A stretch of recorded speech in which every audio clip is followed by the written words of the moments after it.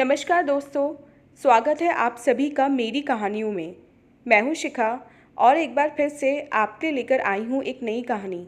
और उम्मीद करती हूं कि ये कहानी भी बाकी कहानियों की तरह आपको बेहद पसंद आएगी और आप पहले की तरह अपना प्यार और सपोर्ट मेरी वीडियोस पर बनाए रखेंगे। तो चलिए अपनी आज की कहानी शुरू करते हैं। प्रतिभा ने अपनी ससुराल फ़ोन किया। 3 बार घंटी बजने के बाद वहाँ उसके पति शरद ने रिसीवर उठाया और हौले से कहा, हेलो। शरद की आवाज़ सुनकर प्रतिभा मुस्कुराई। उसने चाहा कि वे शरद से कहे कि मम्मी जी के बेटे जी, मगर यह बात उसके होठों से बाहर निकलते निकलते रह गई।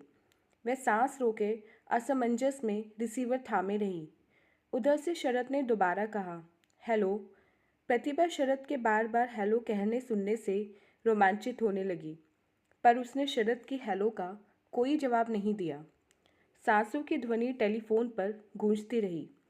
फिर शरद ने थोड़ी प्रतीक्षा के बाद झल्लाते हुए कहा, हेलो, बोलिए। किंतु प्रतिभा ने फिर भी उत्तर नहीं दिया।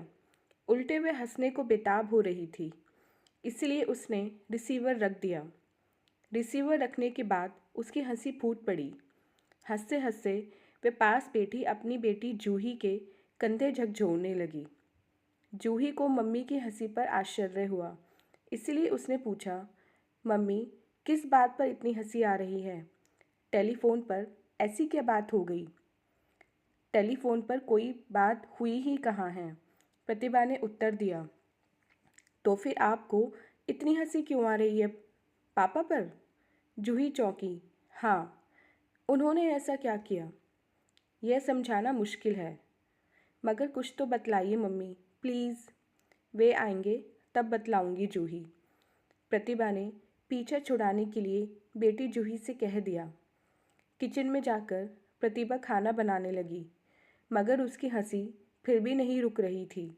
उसे रह रह कर इसी बात पर आश्चर्य हो रहा था कि शरद भी कैसा व्यक्ति है जो 2 बच्चों का बाप बन गया, मगर अपनी माँ का आंचल अभी भी छोड़ नहीं पाया। बात बात पर मम्मी मम्मी की रट लगाता रहता है। अपने पापा के प्रति तो शरद को इतना लगाव नहीं रहा, मगर मम्मी तो जैसे उसके रोम रोम में बसी हैं। कदम कदम पर मम्मी उसे याद आती रहती हैं। विवाह के कुछ वर्षों बाद उसने जब पापा मम्मी से अलग होने का सुझाव दिया था, तो शरद की पहली प्रतिक्रिया यही हुई थी, मम्मी को अलग कैसे छोड़ सकते हैं? इस पर चकित होते हुए प्रतिभा ने शरद से पूछा था, क्यों नहीं छोड़ सकते हो? तुम कोई दूध पीते बच्चे हो जो मम्मी से अलग नहीं रह सकते। तुम्हें कैसे समझाऊं प्रतिभा, यह मामला दूसरी तरह का है। तब शरद ने बहुत ही भावुक होकर उत्तर दिया था, क्या मतलब? कुछ समझाओ ना। बात यह है कि ये भावनाओं का मामला है। भावनात्मक लगाव के कारण ही मम्मी से अलग होना मुझे। भावावेश में शरद अपनी बात पूरी नहीं कर पाया था, क्योंकि उस स्थिति को व्यक्त करने लायक शब्द उसे सूझे नहीं थे। उसने अपने हाव भाव से मम्मी से विछोह की पीड़ादायक स्थिति अभिव्यक्त कर दी थी। अपने पति की इस बात को प्रतिभा समझ गई थी, इसलिए उसने 2 टूक शब्दों में कहा था, भावनाएं क्या केवल तुम्हारे ही पास हैं? मेरा हृदय क्या भावना शून्य है? क्या मतलब? मतलब यही कि मुझे अपने मम्मी पापा से लगाव नहीं है क्या? किसने कहा कि लगाव नहीं है? तो फिर तुमने यह क्यों नहीं सोचा कि मैं अपने मम्मी पापा को छोड़कर यहाँ दूसरे नगर में इस नए परिवार में कैसे आ गई? लेकिन प्रतिभा की इस बात का शरद कोई उत्तर नहीं दे पाया था। वह मोबाइल देखता रहा था। अपने मम्मी पापा से तुम्हारा ये विछोह तो नाम मात्र का है, प्रतिभा फिर बोली थी, क्योंकि हम तो इसी नगर में अपना अलग चूल्हा कायम करेंगे। हम कोई दूसरे नगर में नहीं बसेंगे, उनके पास ही रहेंगे।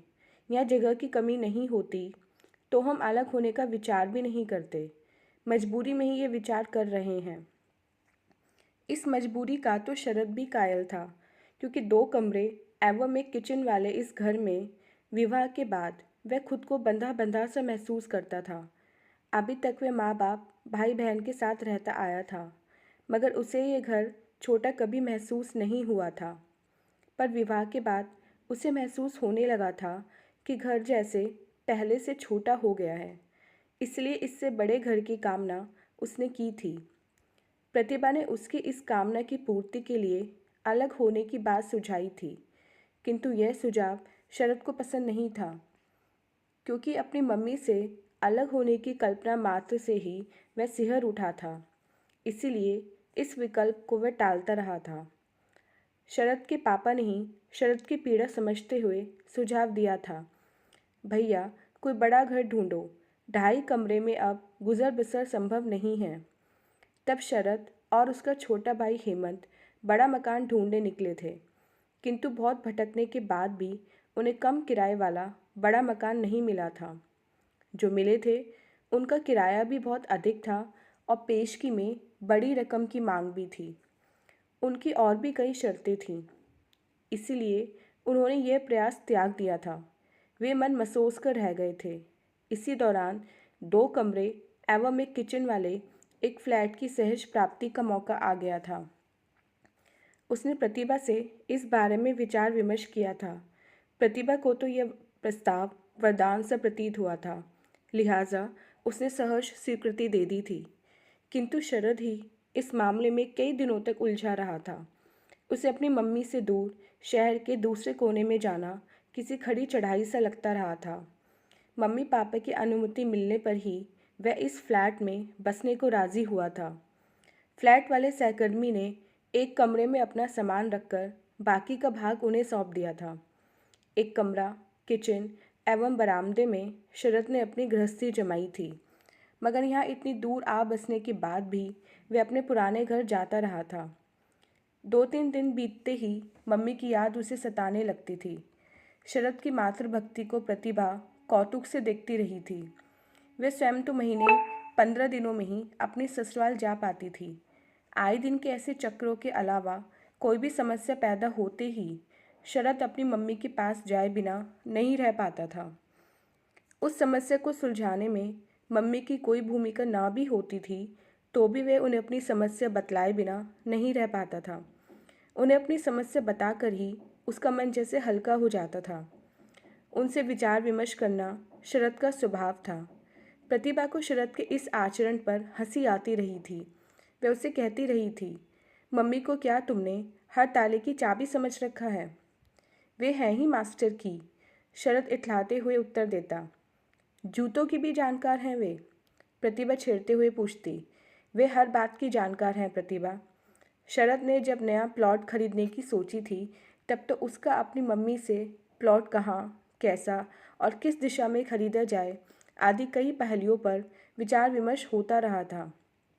काफ़ी विचार विमर्श के बाद पुराने घर की दिशा में ही एक उपनगर में 30 बाय 50 फुट का प्लॉट लेने का निश्चय हो गया था। प्रतिभा को यह विचार उपयुक्त लगा था, किंतु उसे खरीदने के बाद जब उसमें ट्यूबवेल खुदवाने की बात आई तो बिल्डर को साथ लेकर शरद अपनी मम्मी से सलाह लेने को उत्सुक हुआ था। वैसे मम्मी ने बोरिंग की अनुमति तो पहले ही दे दी थी, मगर शरद चाहता था कि जिस स्थान पर बोरिंग हो उसका फैसला भी मम्मी करे। शरद की इस इच्छा से चकित होकर प्रतिभा ने उसे टोका था, मम्मी क्या ज़मीन के अंदर की भी जानकारी रखती हैं? वे ऐसी कोई विशेषज्ञ थोड़े ही हैं। तो फिर उनसे पूछने की क्या तुक है? तुम हो या ना हो प्रतिभा, मेरे संतोष के लिए ज़रूरी है। किसी विशेषज्ञ की सलाह भी ले लो। मेरी विशेषज्ञ तो मम्मी ही हैं। मम्मी के प्रति ऐसी बाल सुलभ श्रद्धा के कई प्रसंग बाद में भी आते रहे थे। प्रतिभा चकित होती रही थी कि शरद किस माटी का बना हुआ है। माना कि मम्मी पापा के प्रति हर संतान को मोह होता है, मगर शरद तो इतने बड़े हो जाने के बाद भी छोटे बच्चे की तरह मम्मी के बड़े बेटे ही बने हुए थे। मम्मी जब नहीं रहेंगी तब इनका क्या होगा? आज प्रतिभा को इसलिए हंसी आई थी क्योंकि उसे आश्चर्य हुआ था कि पिछले 3 दिनों से शरद रोज़ मम्मी के पास जा रहा है, जबकि बड़े साहब ने 3 दिन पहले ही शरद को कारण बताओ नोटिस दे दिया था। जबकि बड़े साहब ने 3 दिन पहले ही शरद को कारण बताओ नोटिस दे दिया था। पिछले दिन प्रतिभा ने शरद से सहज ही पूछ लिया था, कारण बताओ नोटिस मिलने के बावजूद मम्मी के पास रोज़ जाने की क्या तुक है? तब शरद ने झल्लाते हुए उत्तर दिया था, तुमसे कितनी बार कहा है कि इस मामले में बहस मत किया करो, यह मेरी भावना का मामला है। आज एक कारण बताओ नोटिस वापस ले लिया गया था, मगर शरद आज भी ऑफिस से जब समय पर नहीं लौटा था तो प्रतिभा ने अनुमान लगा लिया था कि वह मम्मी को यह शुभ समाचार सुनाने लगा होगा, इसलिए उसे घर लौटने में देरी हो गई। इसी बात का पता लगाने को उसने अपनी ससुराल में टेलीफोन किया था। आज जब देर रात को शरद लौटा तो प्रतिभा ने मुस्कुराते हुए पूछा, आइए मम्मी जी के बेटे जी।